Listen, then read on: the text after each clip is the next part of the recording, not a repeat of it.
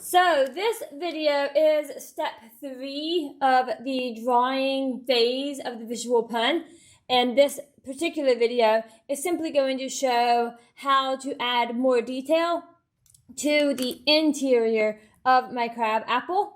Remember that I do still have my computer screen up and ready to roll so that I can see all of the detail that I'm looking for. And now at this point, what I'm going to be focusing on is when I'm looking at my computer, I'm going to be focusing a lot more sort of up close details, the sort of knuckles and cracks and crevices within the pincers, some of the shadows and highlights on the apple, and some of the details in the leaf and stem. So let me get back to my paper here. Now, as I was mentioning before, during this step, it is even more important that you are looking more at your image, your reference image, than at your drawing. Because now we're in the detail phase, so being able to look at the details very carefully and start to get them on paper as accurately as you can is really important. So once again, I'm just going to pay a lot of attention to where those details fall within the grid, but also to where they fall within other parts of the drawing itself.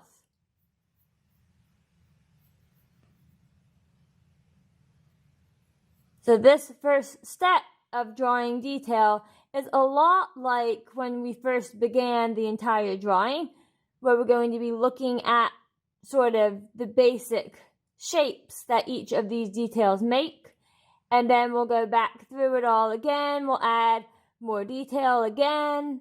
So it's definitely a step-by-step process.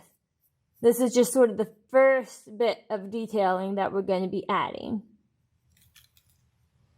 And at this point, it might be helpful to erase a little bit more as you go sometimes. But you don't ever want to erase before you get the correct line there.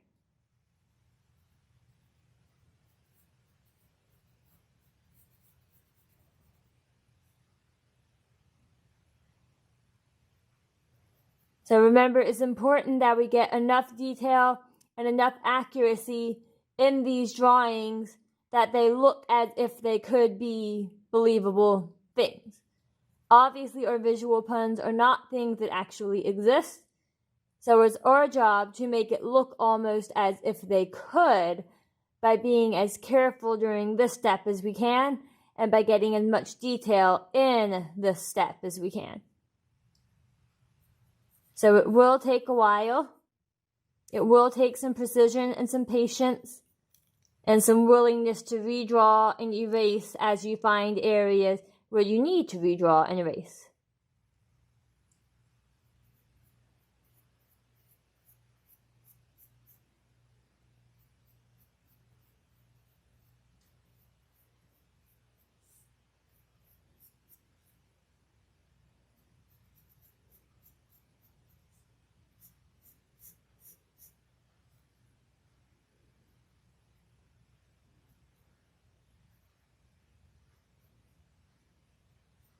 And once again, I am looking more at my computer screen than I am at my paper.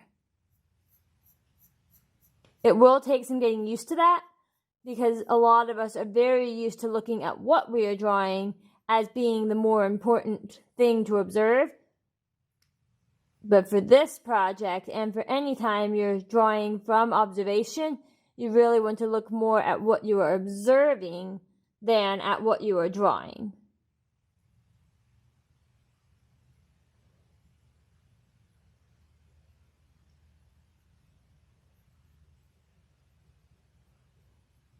So once again, just really making sure that I get as much detail in there as possible, but also that I get it as accurate as I can by using my grid to help me with the placement of things, because quite frankly, I don't look at crabs very often. So I am not one who could even trust myself remotely to know exactly what a crab looks like. And even if I was drawing something with which I was more familiar, I would still want to make sure that I am looking accurately and portraying, accurately what is seen. And the only way to do that is to actually observe and sort of not mimic or copy, but render what I'm seeing there. So I don't know if crabs have muscles or what all these different little parts are, but I'm just going to draw them in there.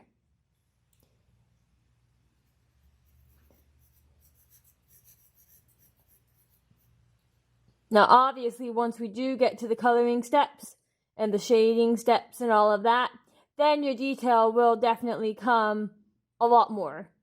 And it will start to make a little bit more sense. And it will start to look more realistic once you get all of those different components in there. Because right now, we're not having any shading, we're not having any color. So it is a little bit tricky to see sometimes exactly what's what. So trust yourself. Draw what you see, not what you think you see. That's going to be a mantra, basically, for this project and for the next project. Really focus on drawing what you actually see, even if you think it's kind of weird.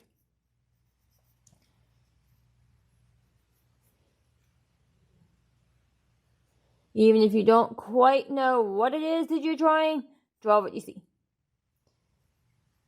It will ultimately be much more accurate than changing something to make it the way you think it should be.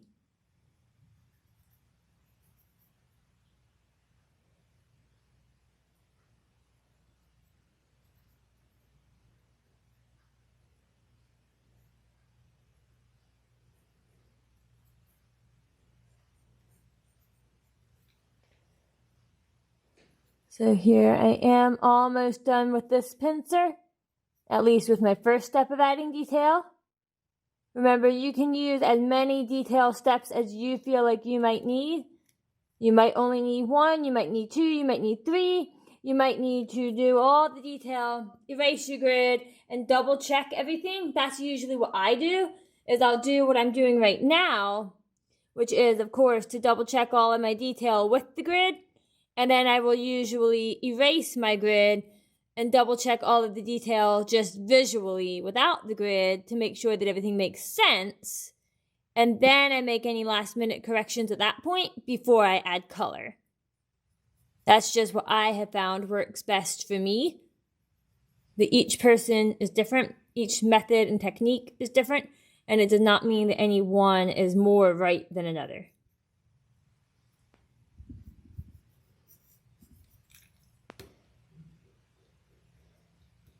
So once again, I am erasing a little bit more at this point.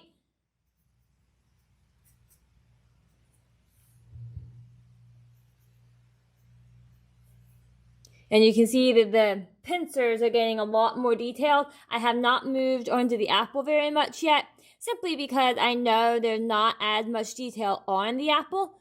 So I would rather you all be able to see more of the pincer process, because that's where most of the detail on this particular image is.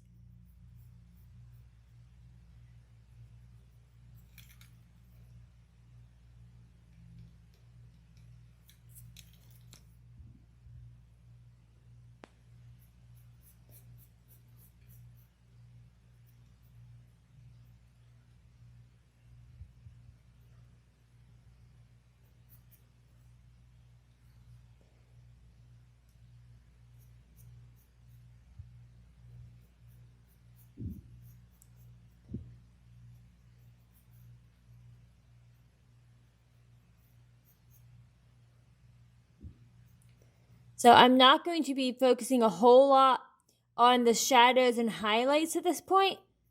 I do want to pay attention to them as I go, but I also know that a lot more of that will come in once I start shading with color. So I'm focusing still mostly just on the actual lines that make up the parts of this crab apple.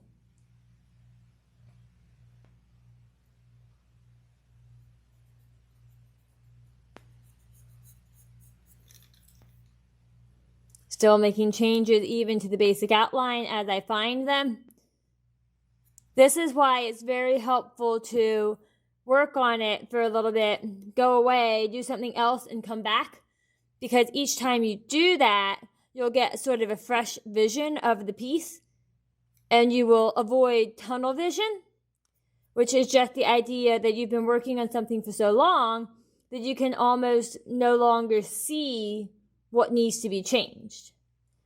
We want to make sure that we always work to avoid tunnel vision, because that will sort of mess up our ability to make things as accurate as possible. So give yourself time once you finish each step before you move on to the next step, so that you can kind of allow yourself to refresh your eyes and come back with the better mindset and fresher eyes, so that you can see things more accurately than you did before. It sounds cliche, but it is 100% true. Trust me.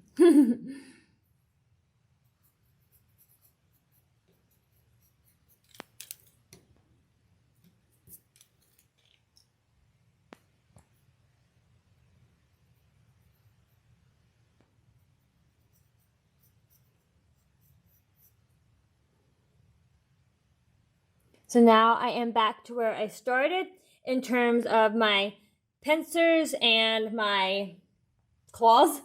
So the next thing I'm going to do is go ahead and look at my leaf, my stem, and my apple a little bit. Not getting full detail in here still, because especially with my leaf, a lot of that detail is more or less just going to be a color shift. But I do want to go ahead and put in some of those veins. But keep in mind that where you have a color or a value shift, you will focus mostly on getting those changes done in your coloring and shading steps.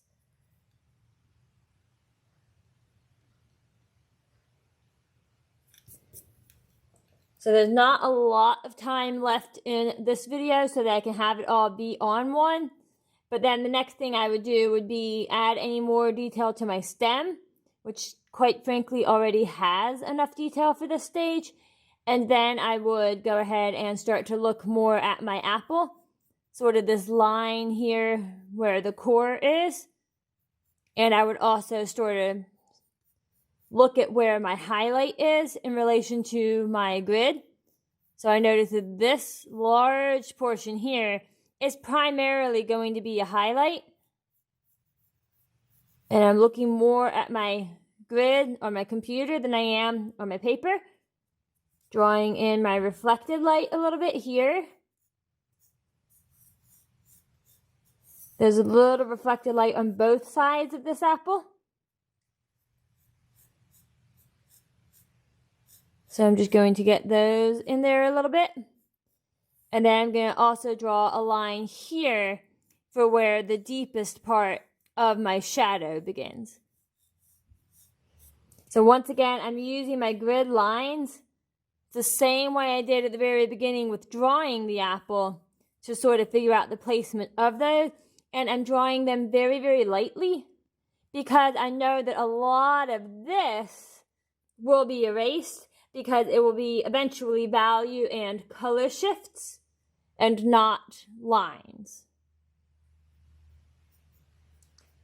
So my next step at this point is going to be to go ahead and erase my grid, and then I will do a last minute look at my crab apple before I start adding any color.